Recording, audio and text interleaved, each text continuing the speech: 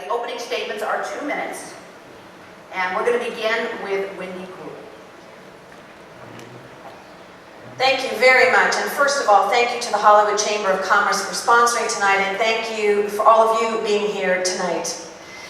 You're here tonight because you know and you understand that we are at a crossroads in the history of the city of Los Angeles, and that the future of Los Angeles is at stake. You understand that the city's in a fiscal crisis and that the school system is failing nearly half of our children. You understand the impact that the recession is having on our city and our families, those in Hollywood and those in the entertainment industry, where if you're lucky to have a job, it's probably in New Orleans or New York or Vancouver. I want you to know that I'm running for mayor of Los Angeles to bring good paying jobs back to Los Angeles and to get our economy moving again. The fact is, I don't just want to be the mayor, I want to do the job of mayor, which means getting back to basics. That might not sound sexy or slick or visionary to some. Let me tell you what getting back to basics means to all of us. With cities throughout the state of California declaring bankruptcy, we need to get our priorities straight. And city leaders need to stop wasting time. It's time for a strong manager and a fiscal watchdog who is willing to tell the truth, cut waste and make the hard choices to fix our deficit problem now. As the mother of a 9-year-old at LA Unified School District, I understand that we have to deal with our problems today, not leave them to future generations.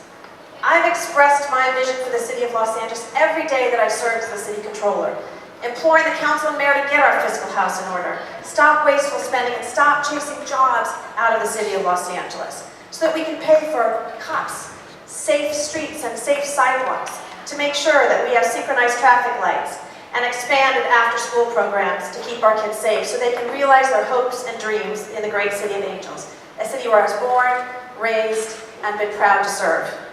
We don't need someone from the outside or the inside of the city of Los Angeles. We need someone on your side, and that's why I'm running for the mayor of the city of Los Angeles. Thank you.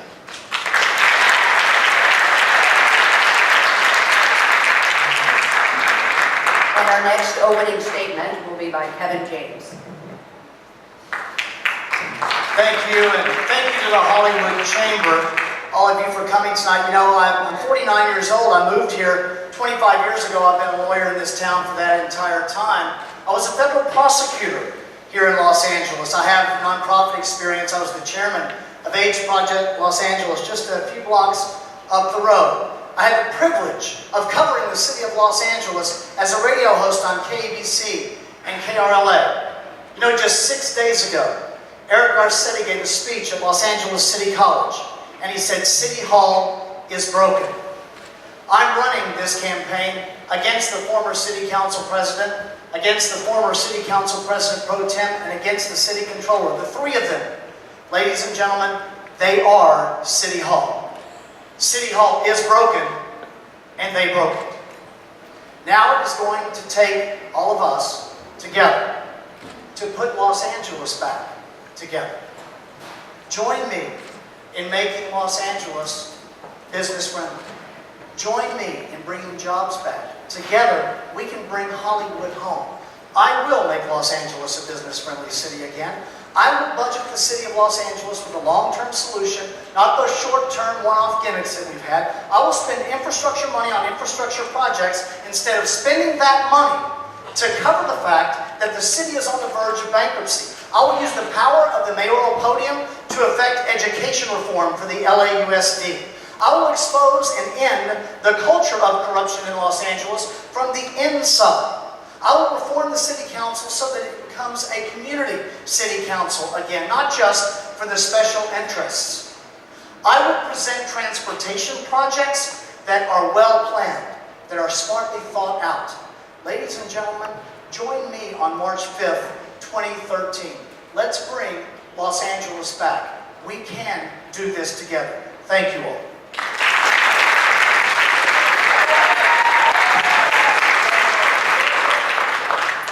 And now Jan Perry. Thank you very much. I came to Los Angeles from the Midwest in 1974, like many people do. I came here for a Rose Bowl game. The sky was blue, the sun was out, and I fell in love with Los Angeles, and I've never looked back. I transferred to the University of Southern California, and upon graduating from graduate school, I worked for 14 years in the private sector, got married, had a daughter, got divorced, still have the daughter.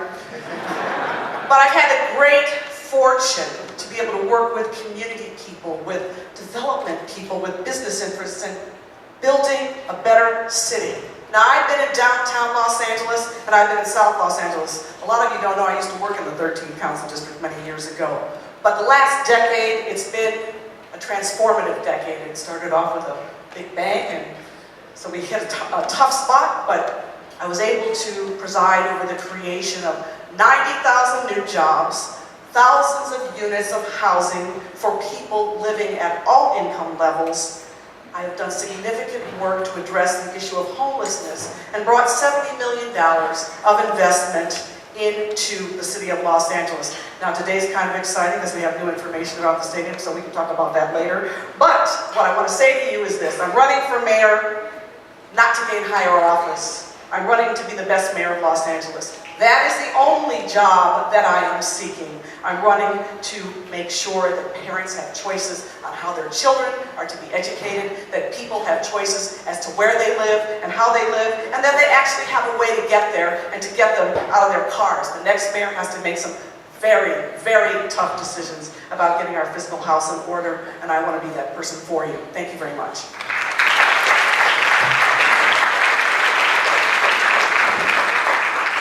And now, Eric Garcetti.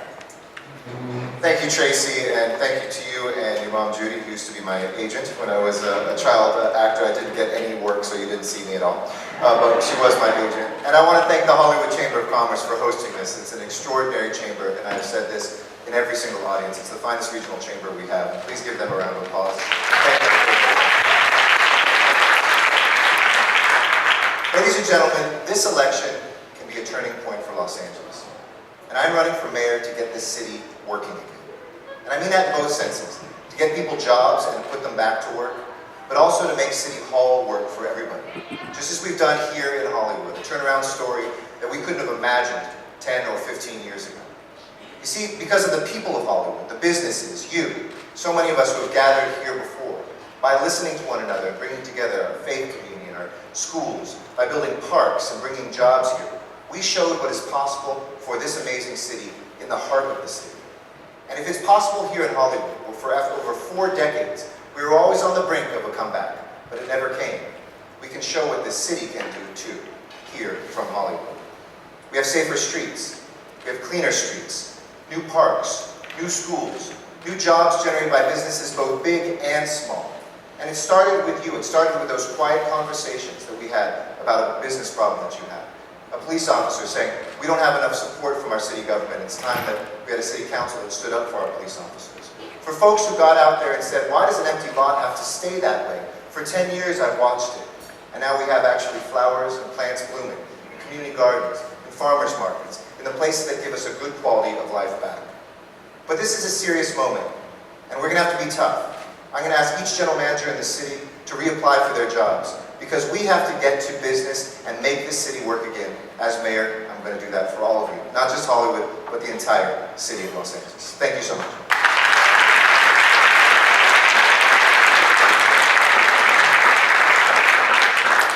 All right, well, we have 4 questions for the candidates, and the candidates, as I mentioned early on, will each have 1 minute to answer and then 1 minute for rebuttal. The first question: would you have voted yes or no on the city's recently approved Hollywood Community Plan update? Would you have voted yes or no on the city's recently approved Hollywood Community Plan update? And our first candidate is Eric Garcetti. Well, yes, because I did. And I was very proud to do so, because the first thing I heard as a city council member here in Hollywood from residents and businesses alike when I first came in here was, when are we going to have a community plan? We were working off of a community plan from 1988. And if we were to freeze frame probably the worst year in Hollywood's recent past, it was 1988. drug dealers on Yucca, prostitutes on Sunset Boulevard, no protections, no historic preservations, no height limits. We looked at a logical plan that built on the strengths of Hollywood, commercial activity in commercial districts, protections for the hillside and residential areas, and thinking through how we could reimagine a city in which jobs came to the places that they need to be. LA is full of bad planning. You look at places where there's 4 jobs for every 1 unit of housing, and we wonder why they're stuck in traffic. Hollywood has become the template for a new Los Angeles, and I was very proud to work with this chamber and to get that plan done. Our next candidate is Wendy Gould. Thank you very much. You know, the city of Los Angeles is made up of distinct and unique communities, each of which determines their destiny, in which they are engaged, and the stakeholders that are involved in them. It's about ensuring that you have those hubs of economic activity, and you have places where you have metro stops that have the transportation and the housing and the resources that are near there. I didn't have the privilege or information to be part of the decision making. 2 of the individuals here, of course, voted on it.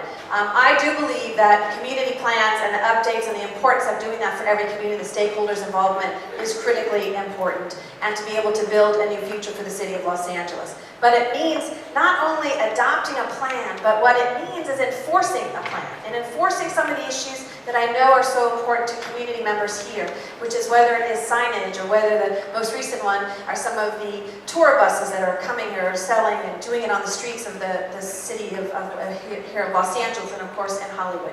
So it's important to update all of our plans. I didn't have all of the information, but I think generally what the issue was to ensure that the community and the stakeholders always have a role to play in the decision-making process. And our next candidate is Kevin James. Tracy, I do actually have enough information to give you an answer, unlike what we just heard. I would vote no on the Hollywood Community Plan update. There are a number of problems. There are a number of problems with the Hollywood Community Plan update. It has found itself in a lawsuit. What a lot of people in the city don't know is our city is required by law to produce an infrastructure report. They haven't done that in over 10 years. How can you pass the Hollywood Community Plan when you have no idea what the infrastructure report is for the community and what the infrastructure and what the strains on the infrastructure will show? We all lived through this latest scandal of the fire department response times. They can't tell us, they don't have serious data on what the fire department response times really are. How can you then implement a Hollywood Community Plan that allows all kinds of upzoning, all kinds of densification? I'll tell you something else. The data that they use for the Hollywood Community Plan is old data from SCAG, and that data is outdated. And if you look at new data, you don't see the kind of growth in Hollywood that warrants what they are wanting to do in the Hollywood Community Plan. It's bad for the community, it's dangerous for the community, and it's not good for the economy either. So my answer clearly is no. Thank you.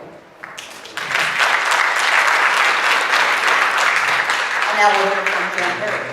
Thank you very much. And I was not there the day we voted for the community plan, but had I been there, I would have voted for the community plan. I have a plan in my own district, and I can tell you that planning and creating community plans is extremely hard work, especially when it comes to building consensus. Now, downtown has undergone a transformation like no other, and I would say that Hollywood has followed a similar path. But for the most part, what I did in my own area is to institute design guidelines and street standards and a committee oversight of projects. Community plans provide guidelines. They do not dictate outcomes. Outcomes come through the dynamic process of approval. So when I look at the Hollywood Community Plan, I would make the following suggestions.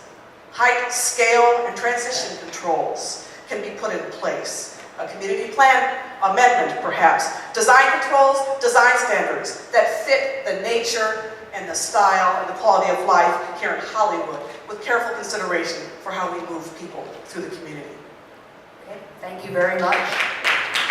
So it's time for rebuttal. I'll repeat the question, and we will begin with the rebuttal. Each candidate, again, getting 1 minute. The question again is, would you have voted yes or no on the city's recently approved Hollywood Community Plan update? And rebuttal will begin with Eric Garcetti. Thank you. You know, the question isn't about this, but I want to say one thing. We are so good in Los Angeles at saying what we are against, and we are not so good at saying what we are for. It is easy for us to move towards inaction, but achieving something and moving forward is what you're going to need to have in the next mayor and what all of us are going to have to do to move the city forward. Infrastructure is critically important here. That's why we brought 6 new parks here, 5 new schools, dozens of new officers right to the boulevard, our most famous boulevard, Hollywood Boulevard. We looked at miles of new street paving. We looked at making sure that we had a design review committee that looks at those standards. We had over 100 meetings to sit down and to listen. You never get 100% agreement, but it's important for us in our city, not just in Hollywood, because Hollywood is very different than Echo Park, which is different than Sylmar, which is different than San Pedro. For us to figure out a way to get to yes. I will be that kind of mayor that brings people together, that listens, that makes sure we incorporate in. But for instance, we're working off a community plan that didn't have any historic preservation protections in huge swaths of my district, where you could go up in height on the Hollywood Walk of Fame, which wasn't right. We need to get to yes in this city, not just no. And I'm proud that we've done infrastructure and the planning to get that done. And now Whitney Brewer. Thank you. And many of the stakeholders in this room were helpful in transforming and putting that plan forward. And I went through many specific plans in my district, and as mentioned, you don't always please everybody when you do a plan. And a community plan, and particularly an update, is important to ensure that you're addressing some changes that may have happened. Our city does not look the same as it did even 10 years ago or 20 years ago. It is important, as I say, to determine where planning will happen, where development happened and where it won't happen. And so this community plan was a start in that direction as to ensuring that the public had a way in which they could engage and be part of it in the future. But a plan cannot be stagnant. A plan cannot be one that just says, here's what it is and we can't have community participation. That's what's important. My history is in involving the entire community when I represented everything from horse country to Ventura Boulevard, to places that said we want to have our streets paved and others we don't want to have our street paved. But it meant having the community engaged and participating. That's what this community plan is about. Thank you. Kevin James. We heard Mr. Garcetti talk about the city being full of bad planning. The city is full of bad planning. I'll give you some examples of bad planning right here in Hollywood. Sunset Gordon. That plan is wrapped up in the county tax assessor scandal. Hollywood Gallery. That plan as well. Do you know that a district judge recently stated that this city council violated the due process rights of the community that objected to that plan? Talking about getting to yes, I want to get to yes too, but I want to get to yes by following the law. That's something that this city council, that this city government has failed to do time and time and time again. There's something else that a mayor must do. A mayor has to listen to the community. A mayor has to consider what the community wants. It's not just what the special interest wants. It's not just what the big developer wants. We have to have a vision for what Los Angeles can be. And to get that vision, you get it from the people. And find me someone in City Hall, find me somebody in the city of Los Angeles that believes that that really happens in this city government. Thank you. And now Jan Perry. Thank you very much. The city only grew by about 100,000 people over the last 10 years, so we're at a very interesting crossroads. We have an opportunity, you have a new community plan, you have an opportunity to go back and do amendments if you find it necessary, design guidelines, street standards, transitional heights, to make it compatible. But here's the most interesting aspect of what we have. We talk about traffic, we talk about traffic congestion, what are we going to do about it? Well, the best thing that we can do about it is build housing for people at all income levels. Affordable housing for people who may not necessarily want to have a car full time or at all. Build it near transportation, build it near the red line, build it near major arteries, so that if you build more housing for people who are just starting out with their lives, people who are empty nesting, seniors on fixed incomes, we will reduce traffic congestion, not only here in Hollywood, but throughout the entire city. And so I say to you, understand where we are with our population growth. It's not as significant as it was the previous 10 years. So we have room to move, room to renegotiate, room to redefine ourselves as a city. We should take advantage of that opportunity. All right, it is now time for question number 2. According to ratepayer advocate Dr. Fred Pickle, businesses will be realizing double-digit water and power rate increases for the foreseeable future. With this in mind, what is your plan to meet the city's 33% renewable energy goals by the year 2020, as mandated by AB 32? And we will begin with Wendy Grove. Thank you very much. I did an audit recently in the last year, which looked at the renewable portfolio standards in the city of Los Angeles. We are going to have to reach that 20% by 2020 at 33%, and the importance of us ensuring that we have all the renewable energy. And that audit showed that this last year, when we did it, we got it kind of by chance. A little bit of weather, a little bit of some good contracts. But what we have to do is be honest with the public about our future. Our environment is so important. And we should be the solar capital of the world. We should be the place where we have all of this renewable energy. So as mayor, I'm going to ensure that there are benchmarks and people are held accountable. And my concern is that if you wait and you delay, it will cost you more in the future, so that you have to plan. One of the problems we've had with the Department of Water and Power is they've never before provided a 5-year projection.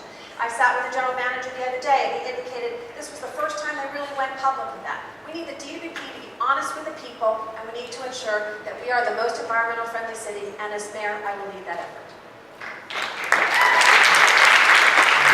And now for the bids. Tracy, I will get there by spending the ratepayer money to meet the guideline, instead of spending the ratepayer money for over-the-top salaries like all of my opponents have done. You know, whenever we see a ratepayer increase in the city of Los Angeles, they will tell you that it's for the energy cost adjustment factor, they'll tell you that it's for some sort of infrastructure improvement, but go find me that infrastructure improvement. It is not for that. Whenever you see a ratepayer increase, what it is a salary increase. That coincides. We have to stop that. In the city of Los Angeles, with the DWP, you know that the DWP employees, as Bloomberg News reported, makes 40% more than other city employees. Well, I've been a partner in a law firm for a very long time. Let me tell you something. That doesn't instill a lot of camaraderie and great attitudes for your city employees. Recently, when we were discussing pension reform and the mayor's proposed pension reform guidelines, I was answering questions of reporters on this. Do you know that the DWP was left out of it? We have to bring in all of our city family to renegotiate, to get to the point where we have to do to solve all of these problems. And isn't it interesting, once again, we have another city official that wants to talk about another dishonest department. Do something about it. I've been instructed to keep you all tight to time, so excuse me if I interrupt you, but... Got a radio host up here, Tracy. I know.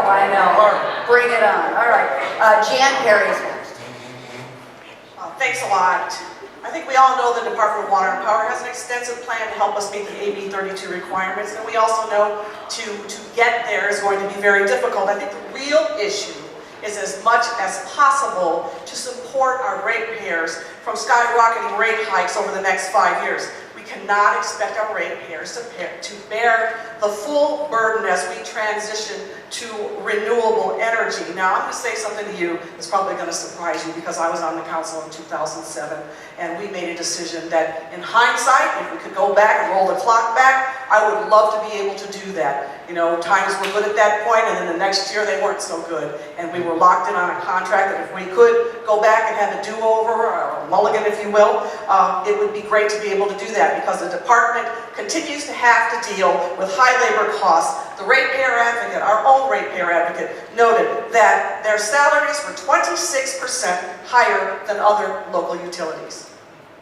And now Eric Garcetti. Thank you.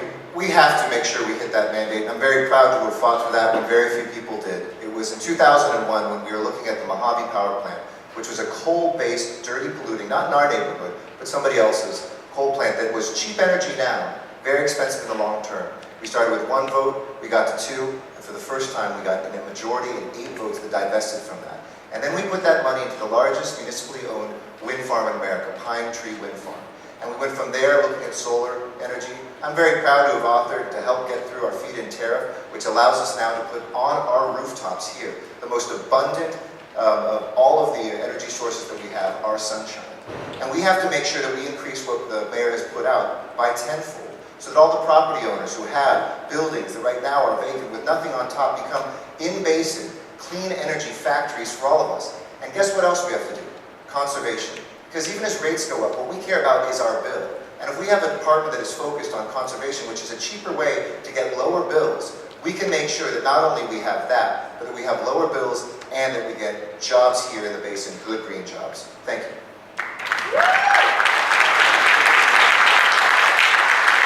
And we have 1 minute for rebuttal, and I'll remind you all of the question again. According to ratepayer advocate Dr. Fred Pickle, businesses will be realizing double-digit water and power rate increases for the foreseeable future. And with this in mind, what is your plan to meet the city's 33% renewable energy goals by the year 2020, as mandated by AB 32? And again, Wendy will begin. Thank you very much. And I think as we've discussed, the importance of renewable energy and not sticking our head in the sand and saying we're going to continue to be dependent on that cheap coal. Well, that cheap coal impacts us all over the world and all over this country. We need to make sure that we have efficiencies. The Department of Water and Power just hired someone who's going to try to help people get energy efficiency across the city of Los Angeles. We should have been doing that before. We need to make sure that we have a Department of Water and Power that is honest about the cost of what we are getting and making sure that we are not only looking at how we're going to get this renewable portfolio out there, but how it's going to work and make sure that the city of Los Angeles residents are not bearing the brunt of that. Because you can be penny wise and pound foolish. And we need to look to the future of the city of Los Angeles and the future for our children. And that means being energy efficient, that means having renewable energy, and that means doing it now and not waiting till it costs a lot more. Thank you. And we'll have Kevin Davis.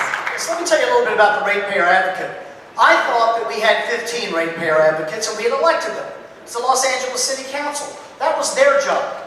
The reason they needed a ratepayer advocate is because politically they could not touch the IBEW and the control that they have in City Hall because of the funds transfer of $300 or so million.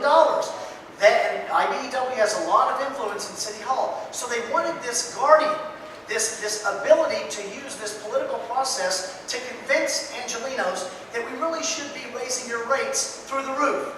Now is not the time to do that. We can't afford it. And the DWP, ladies and gentlemen, doesn't come to us with any level of credibility. You've heard Ms. Gould talk about their dishonesty twice tonight. They lied to us about the solar initiative Measure B. They weren't honest about the energy cost adjustment factor. The city council officials, including Ms. Gould, called them extortionists in connection with the funds transfer in 2010. And as far as AB 32, what that will do to California jobs, I'll be the mayor that will revisit that from the mayoral podium. Thank you.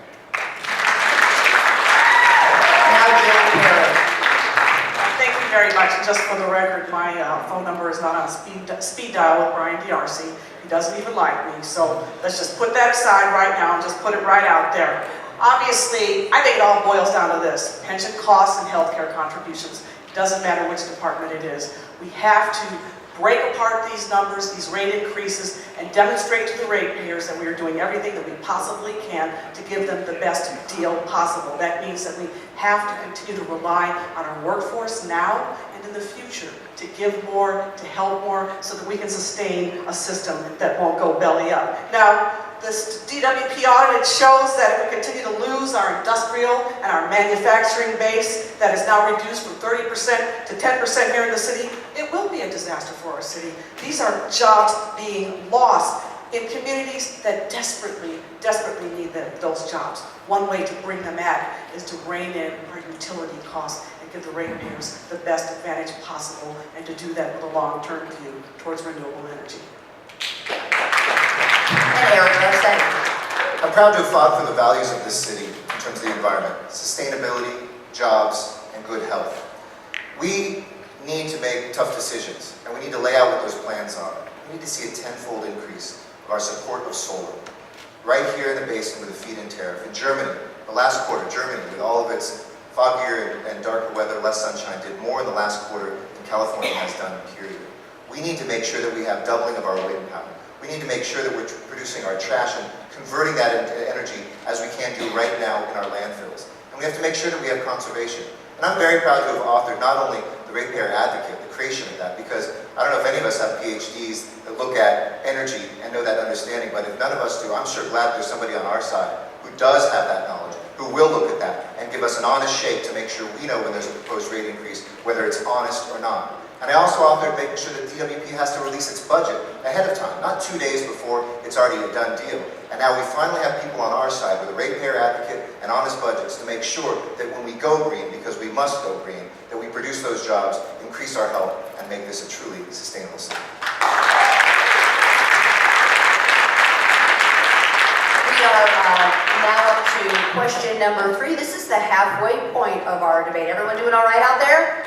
Yeah, let it loose. All right, here we go. We're going to go on with the third question there. In addition to core services, police, fire, streets, water, please list 3 additional services in the order of priority that you believe should be fully funded and provided to the residents of Los Angeles. Explain how you would pay for these services, and we will begin with Kevin James. The first would be a corruption information officer, Tracy. I put this information about this on my website. You have to have a corruption information officer in the city of Los Angeles. If it's not fully funded, I'll pay for it out of the mayor's budget. The corruption information officer is essentially a whistleblower line. We have so much corruption in the city of Los Angeles. You know, we have a number of departments that are under federal investigation. We have a number of people that have been indicted in City Hall. We have, of course, the Coliseum Commission scandal, the Housing Department scandal, the Housing Association scandal. You can just go on down the list. The tax assessor scandal is going to fit the city. I'll tell you something else we need, Tracy, and that is a discretionary funds oversight officer. The reason you need to have that is it's amazing the amount of money our elected officials have in discretionary funds, right? They are essentially slush funds. And we'll have some dire need for something in a part of our city, and they can't seem to come up with the money for it. The discretionary funds oversight officer is something that would as well. And finally, the third position is the outside independent auditor of the DWP. Not someone from the inside that has been paid by the DWP. Our next candidate is Jan Perry. So we got to get through these tough times, and we have to have strong leadership that is very, very focused on delivering services to the residents so that we can continue to function. And I know you're all very conversant in the city budget and what is mandated and what is a core service. So what do I think is important? Emergency management services that account for disaster preparedness and coordination of our emergency response. The Information Technology Agency, the management of all of our computer and information systems, including something that's important to everyone, which is 911. Then core services. These are not services mandated by charter. The planning department, transportation. These are not fee-based services, but we need those services to continue to be able to operate and to function as a city. And how do we pay for that? We pay for that through savings. We've cut as much as we can cut, but we still cut employees or bodies or personnel. So, but what we need to continue to do, again, and I go back to the same message, pension, reform, savings that way, contributions to our healthcare costs for our employees now and our employees in the future. All right, it's a long question, so I'm going to repeat it again. In addition to core services, fire, police, streets, and water, please list 3 additional services in the order of priority that you believe should be fully funded and provided to the residents of Los Angeles, and explain how you would pay for those services. And our next candidate is Eric Garcia. In 1 minute. You see, for me, the top priority and the only priority really when we start as mayor is jobs, jobs, jobs here. Because you see, jobs pay for the paving of the streets. Jobs put cops in the police division. Jobs are our ability to put books in our libraries, to put programs in our parks. We need to make that our #1 job, and I will as your next mayor. We will make sure that we are focused on putting job centers, like we did right here in Hollywood, at our community colleges. First time it had ever been done. Make sure that we have job training programs that look at the sectors where there's going to be growth, like healthcare down the street, like the entertainment industry here, like green jobs, like tourism and hospitality and trade and logistics. We need to make sure that those kids who are in schools here have a pipeline to get to those jobs. Then you can do the next things. I would make sure that with the money we get when the economy comes back, we can hire a chief technology officer. In a $20 billion enterprise serving 4 million people, we don't have a chief technology officer, and we wonder why the systems don't work.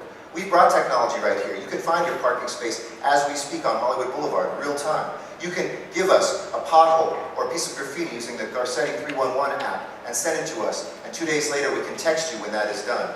We need to make sure we have jobs, a chief technology officer, and then the last one, because you asked 3, would be our parks. Thank you. And our first candidate is Wendy Wood. Thank you. First and foremost would be jobs, jobs, jobs, like location, location, location. When we did, and I did, architect of business tax reform in the city of Los Angeles, the city administrative officer sat across from me and said, you know what, Wendy, if you do business tax reform and give businesses an across-the-board cut, you will bankrupt the city of Los Angeles that time. And you know what we saw in that next year? More businesses moving to the city of Los Angeles, more revenue for the city of Los Angeles. You can be business-friendly and be able to get more money for those kinds of programs. Economic development. I was disappointed this year when the $46 million came from the CRA and went to the city of Los Angeles, and instead of going to economic development was used to balance the budget. That needs to go directly to economic development in places like Hollywood. Secondly, I've identified $130 million worth of waste, fraud, and abuse, things that we can do today that would help us. And many of them you mentioned, and just to let you know, Kevin, that we do have a waste, fraud, and abuse hotline. I'd like to have more money for more people in there, but we have a waste, fraud, and abuse hotline. And those audits that you mentioned are ones that we were able to put forward. But it's about economic development. It is about our street services. People have said to me, if you just pave Wilshire Boulevard, I will vote for you for anything in the city of Los Angeles. Because it's emblematic of that we have to focus in on very important things like that. And okay, thank you very much. So it is time for rebuttal, and I will repeat the question a third time. In addition to core services, police, fire, streets, and water, please list 3 additional services in the order of priority that you believe should be fully funded and provided to the residents of Los Angeles. Explain how you would pay for these services. Kevin James. I've got you a 4th, Tracy. I would go find this city engineer. We apparently can't find the city engineer in the city of Los Angeles. I know they have them in Burbank, they have them in Beverly Hills. I'm going to go hire that city engineer. We will pay them out of the mayoral budget. The city engineer that knows how to make a manhole cover level with the street. We cannot do it. I don't know, when this rule talks about paving Wilshire Boulevard, do you realize that we have, these city officials are talking about something so basic as paving a street and you get elected mayor? We paved our streets a long time ago. If city government had been doing their jobs, this used to be a business-friendly city. We don't need an office to do it. We just need to get out of their way. I would put forth a business improvement package on day 1. It consists of 2 things. The realistic elimination of the gross receipts method of calculating our business tax and streamlining the permitting process in Los Angeles. It can't take 15 to 17 departments, or even 12, as they were saying, to open up a business. Thank you. And now Jen Burke. This is a test of true leadership. This city has undergone extreme efforts to reduce our workforce and to gain concessions. So what we have here is a value debate. Now, in the past, I've supported the expansion of the Los Angeles Police Department and the Fire Department, but everybody knows that came at a price. The price was paid, and we're still paying it. But what we did is we created a safer city with a drop in crime rates that encouraged more jobs, more investment, more growth, more housing. Those are all good and positive things. But I go back to the same point that I've made several times before. We still have to plan for the future. And the future has to be sustainable. We have to be honest with people. There are many reasons that business choose to come here or not to come here. Some of it's utility rates. Some of it's a need for streamlining. Some of it's the difficulty in getting permits. Some of it is our tax rate. It may be that we need to eliminate the gross receipts tax, revise the business tax, or do a flat tax. All of that has to be on the table. We may need to consolidate. We may even need to privatize. But we need to make it easier to be able to be here, to invest, to be able to raise a family, and to be in Los Angeles. And now Eric Garcetti. When you have a job, you have your dignity and you can provide for yourself. I'll never forget, just down the street here in Hollywood in front of my district office, running into a woman with her son, who went to Hollywood High School here, who said to me, Eric, we ran into each other, just bumped into each other. She knew me from a community meeting. Eric, I need your help. We just lost our apartment because 2 weeks ago I lost my job and I can't make the rent. We had to spend the night in a homeless shelter and my son had to be away from his high school. Help me. We got her back into housing. We got her a job by connecting her with the infrastructure that we've put in place here at LA City College. We're bringing a business source center here in the coming weeks. And we have shown here in Hollywood what it means when we do focus on jobs for the rest of our city services. The 500 jobs at Nielsen down the street, the hundreds of thousands of visitors that are coming to Cirque du Soleil. It was a record tourism year last year. That's not just good for Hollywood. That puts cops on the street in South LA, firefighters in the San Fernando Valley, puts books in the libraries in West LA. We have to focus on that. I want to bring computer programming to our schools. I want to make sure that we have new investment sources like EB5. And I want to make sure that we focus on those strategic industries like healthcare, internet and digital information, and also clean tech jobs. That's how we're going to get all the rest of the services taken care of.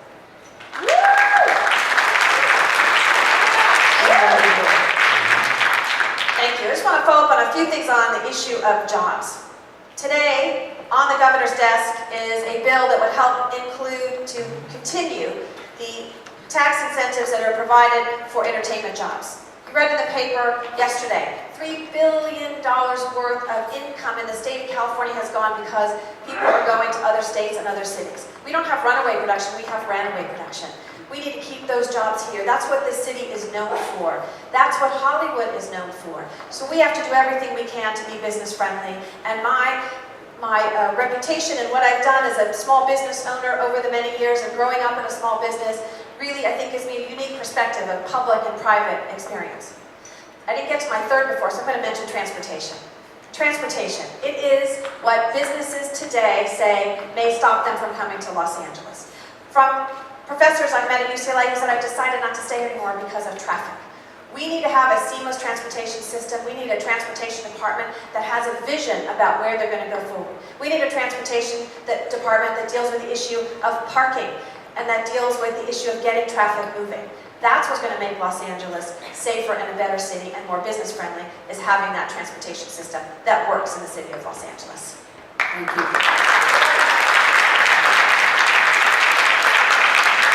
By the way, for anyone who is having a difficult time driving through the streets of Los Angeles, I'll be on there at 6 o'clock tomorrow morning bringing you live traffic. Job security, right? All right, well, you talked about runaway production, and that does bring us to our fourth and final question. And it is a two-part question. What are the top 3 things you would recommend the city to be competitive in attracting and retaining businesses in Los Angeles? What additional programs and incentives can the city provide in order to curb runaway production in Los Angeles? And we will begin with Jen Perry. What I would do is what I've been doing the last 11 years in bringing brand new businesses and investment into the city of Los Angeles, and it resulted in a transformative effect of having 90,000 net new jobs in the city of Los Angeles. The mayor has to be the #1 advocate for bringing in, giving confidence to invest and stimulating the local economy. Now, ways to expand existing businesses, looking at net receipts and how to deal with that versus gross receipts relief, to make sure that we maintain a balance in our general fund and we don't deplete our general fund or create a greater hole in our general fund. I have worked legislatively through agreements with hotels to invest and take their transit occupancy tax that they generate on a future basis and put it back into their projects. But the difference is, because the differences from the past is that they were tied to job creation, so that we could tangibly and decisively demonstrate that jobs were created when we allowed development to keep their transit occupancy tax and put it back into their projects as a way to get them to come here and to invest. The more activity that we stimulate, the more jobs we create, the more we will recover. We will not be able to tax our way out of this recession. We will have to build our way out of this recession. Thank you very much. And now Eric Garcetti. If you want to know what to do, just look here in Hollywood. Look at what we've done for the last decade. We focused on our strengths: healthcare, the entertainment industry, tourism. We've made sure that we trained the workforce so that the jobs that sometimes were still out there and people were being hired, but they weren't being hired from the city, like when Kaiser Hospital at one point had stopped actually hiring nurse assistants here in the city of LA. They were advertising overseas and in other states. We changed that. We put a nursing program at LACC. We made sure that there were folks here from our high schools who could graduate and get those jobs. We have to keep Hollywood here. It would make me so angry 2 weeks ago to read the LA Times saying that we should maybe sign, or the governor should sign, the extension of our filming tax credits here. I've led the fight on that in the city council. I authored our position to urge not only that we sign it this year, but that we get rid of the cap so that California finally can compete with filming right here. We would have never read in a Detroit paper that the car company should go out of business. We would have never read in New York City that the bank should go under. But here in Los Angeles and in this state, I, as your mayor, will go to Sacramento and make sure that we expand those tax credits to make sure that those good middle-class jobs that are here stay here, just as we've done with the other industries that have made Hollywood such a success. And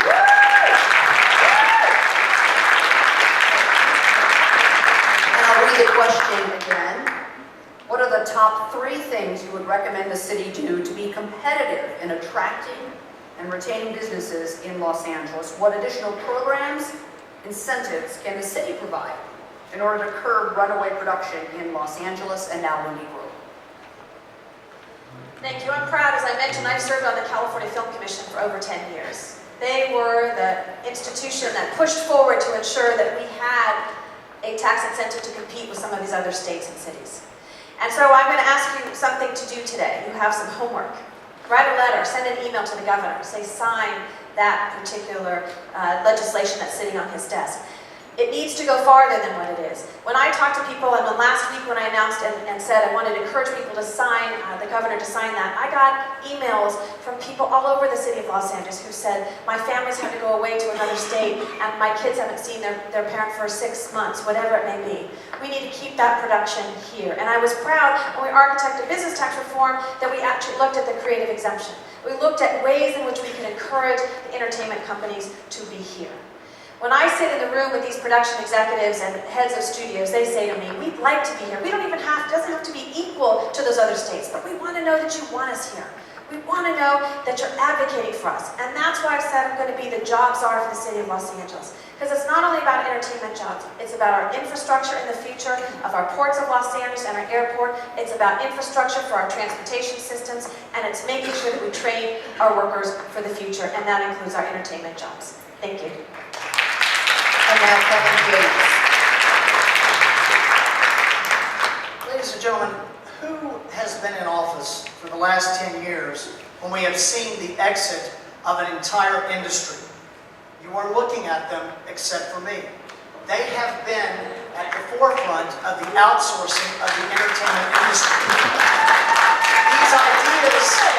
These ideas sound great tonight, but where were they in the last several years? I will tell you what I will do, Tracy. We absolutely have to have a total business tax reform. We have to streamline the permitting process, as I mentioned before. Let me tell you how I'm going to do it. Because people think that you will have some opposition from the city council. We've seen opposition from the city council on lots of things. I've been a broadcaster for a decade. You can get things done by going around the Los Angeles City Council. I will go around the city council, use the radio waves and the television airwaves, and get real reform put on the ballot. Because if the city council won't give us business tax reform, the people will. And now we will have the rebuttal. And again, I'll read the question. What are the top 3 things you would recommend the city do to be competitive in attracting and retaining businesses in Los Angeles? What additional programs, incentives can the city provide in order to help curb runaway production in Los Angeles? And Jan Perry begins our rebuttal here.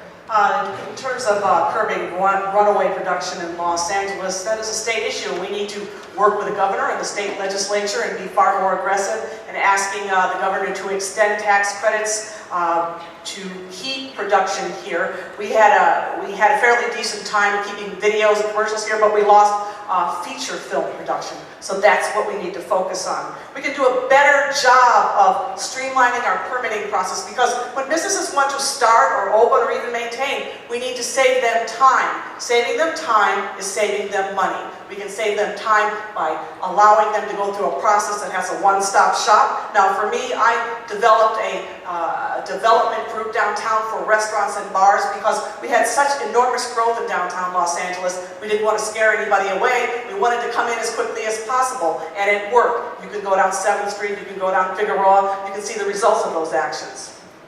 Thank you. Eric Garcetti. Thank you. You know, when somebody films in my district, I pick up the phone and I thank them. I go out and I visit the set. We can't take for granted that people will come here just because they always have. Here's the specific things we need to do to keep filming here. When Ugly Betty left here, I authored a motion. It was 10 different things that we could do in the city, 8 of which we've already implemented. By the way, Ugly Betty did get canceled, which is what happens when you leave LA. But we were able to make sure that whether it was plugging in and DWP making it easier for people to film, streamlining the permitting process, and if you talk to people, it has gotten much better on the permitting side. Or right now, my proposal to make filming pilots in the city of Los Angeles free. We need to pass that now. I authored not only saying to the governor we should sign the bill, I authored what we put on official position of this city saying we should expand that tax credit to take in the large blockbusters that have left, to take in premium cable, which doesn't film here. We went from 80% to 40% to now 2 pilots filmed here this year. This requires bold action right now. When I did that Ugly Betty motion, I talked to the head of ABC Daytime, and we were able to steal a couple shows here because finally he literally said somebody at City Hall gave a hoot. That's what we have to do. Personalize it, put in those incentives, make it free to film here, and people will come back.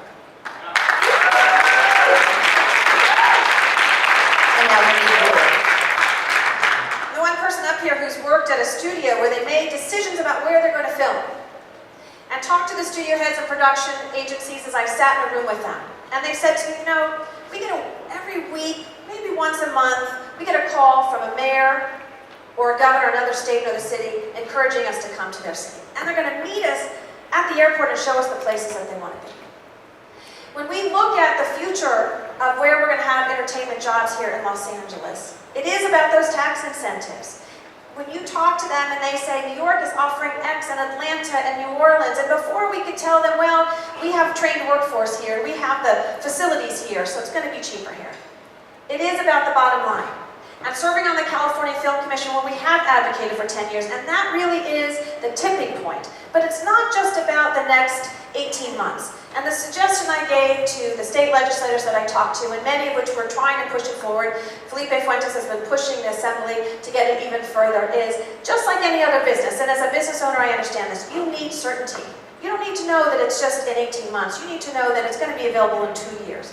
But literally on the day that those tax incentives are available, they are scooped up, that $100 million. They are scooped up. So we need to be able to have that in the state of California. We need Los Angeles to be more friendly to films, and we need to make sure that we have that here in the city called Hollywood, also known as Los Angeles. Thank you.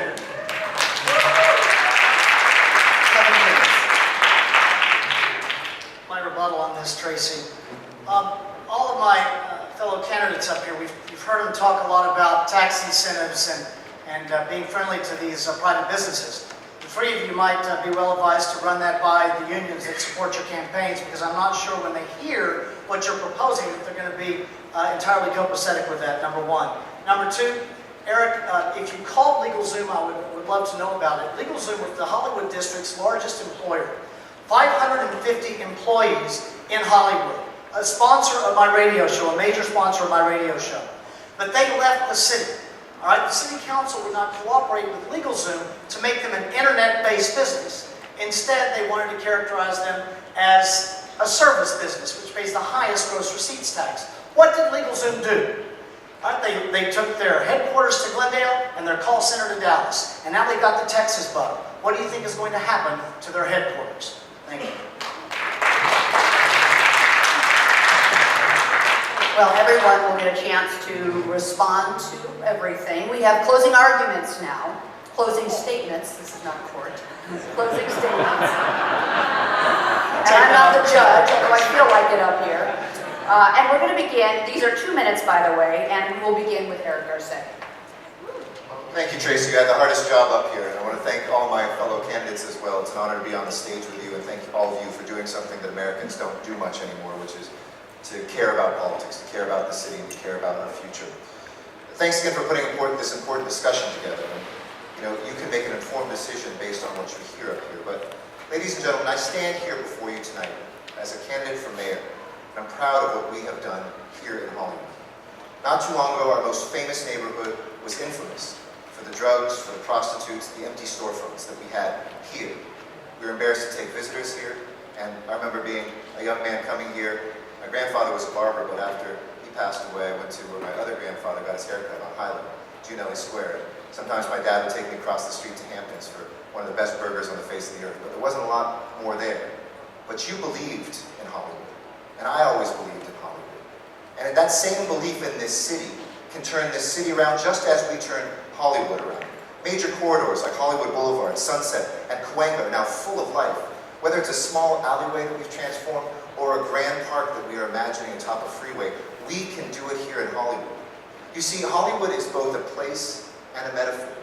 It is an idea and an incarnation, but the incarnation, when we got cops on the beat there, and we made sure that we built out new schools so that they weren't overcrowded, and kids could actually attend schools that now have after-school programs that we helped fund from city funds for the first time here in their neighborhoods. When 6 new parks blossomed so that people could meet their neighbors while pulling carrots from the ground and picking chili peppers off of the vine. That is the way that you build community.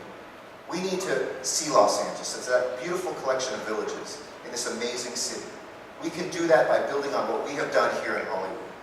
Every neighborhood will be unique, but I'm so proud that we have become an engine, a place we can be proud of. It doesn't matter where you come from, who you love, how you worship God. It doesn't matter what your last name is or what language you or your parents spoke. What matters is the size of your heart, not just here in Hollywood, but in this city as well. I look forward to earning your support. Please visit ericgarcetti.com, and thank you so much for your time.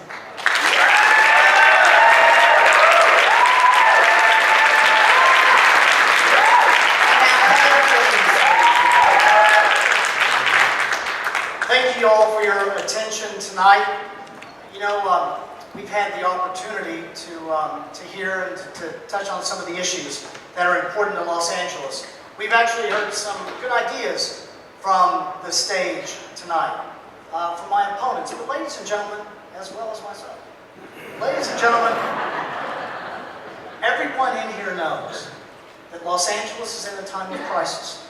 As the Wall Street Journal put it, we have been in a decade of decline. The chief administrative officer for the city said that the city is on the verge of bankruptcy. Our unemployment rate is 50% higher than the national average. Our city government has developed a national reputation for corruption. That has happened because of the poor planning and the bad decisions made by my opponents. You cannot solve the city's problems with the same level of thinking that caused them. Join me, ladies and gentlemen, in turning Los Angeles around. In this city, we have the opportunity to do so. The decisions that my opponents have been making has been dictated to them by the special interests that support their campaigns. For them, this office is a step in their political careers. But we need a full-time mayor. We don't need someone who is actually just looking for the next office.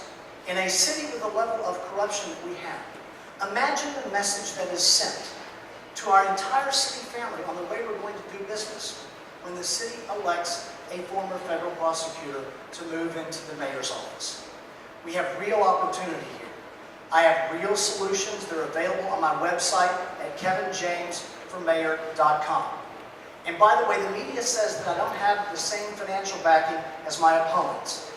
Let me just tell you, I am completely confident that we will have the financial backing to win this race. So join me on March 5th, 2013, and let's put Los Angeles back on track. Thank you.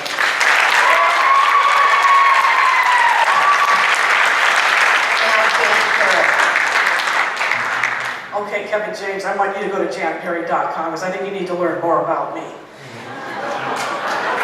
So, if you want a candidate who will give you soft and pretty words, I'm not your candidate. If you want somebody who's going to be really direct, really candid with you and to say what I will do and to say no to what I won't do, because I will always put the interests of people first. I am your candidate. I have been making tough decisions. I made one just the other day when I said and agreed with Mr. Krikorian that I didn't want to extend the business tax holiday because I felt that we needed to demonstrate that taking money out of the general fund was a good risk to make to show that we had demonstrated more job creation and more investment. We needed to be able to demonstrate it, to prove it, before we put ourselves further in the hole. I don't always take popular stances, but I will take a stance which is in the best interest of the people that I believe that we're all elected to represent. I've fought hard for a very good jobs-housing balance. You can see what I've done the last 11 years.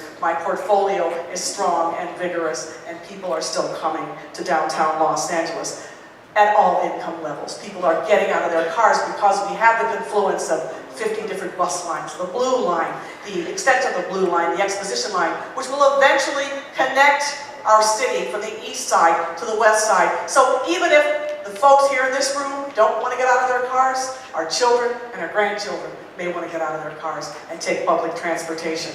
I've tackled the long neglected issue of homelessness by building 5,000 new units of affordable housing. Much of that has been permanent supportive housing for people who are formerly homeless and mentally ill. I want to be a decisive mayor. I want to be a strong mayor. I think our city needs that. I want to fight for Los Angeles. I want to fight for people first. People who need jobs. People who need a decent place to live. People who need public transportation. Parents who want choices for their children. And transparency in our government.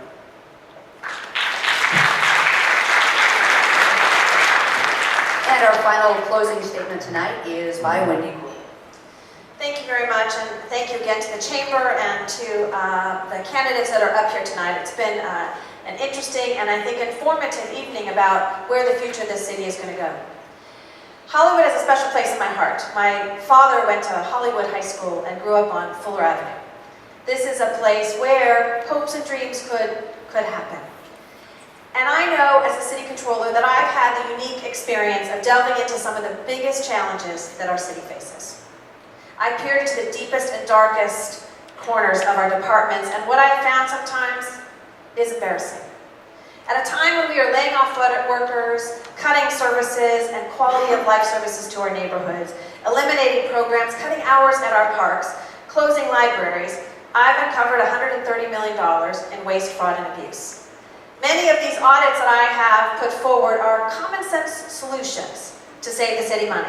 From identifying millions of dollars where they were either stealing or the system didn't work relative to our fuel usage in the city of Los Angeles, to also identifying waste, fraud, and abuse on a number of other areas from the Housing Department to the Coliseum Commission. But this is unacceptable to me. And as mayor, I will use my experience as controller and put a stop to this kind of waste.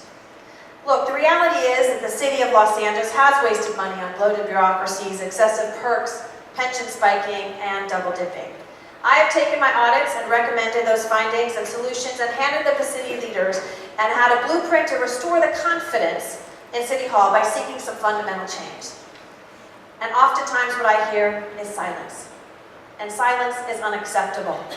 The fact is we don't need to cut services, we need to cut waste. We need to increase revenue by providing tax credits to small businesses and entertainment companies to create jobs and runaway production. I want to use, ladies and gentlemen, my unique experience of business and government to get back to the basics, to fix our city and to deliver again for the public. I want to renew the people's contract with the city of Los Angeles and to rebuild the trust in city government. I'm excited about the opportunity to lead the city, not follow, not just manage, but be the next mayor of the city of Los Angeles, the city of angels. Thank you.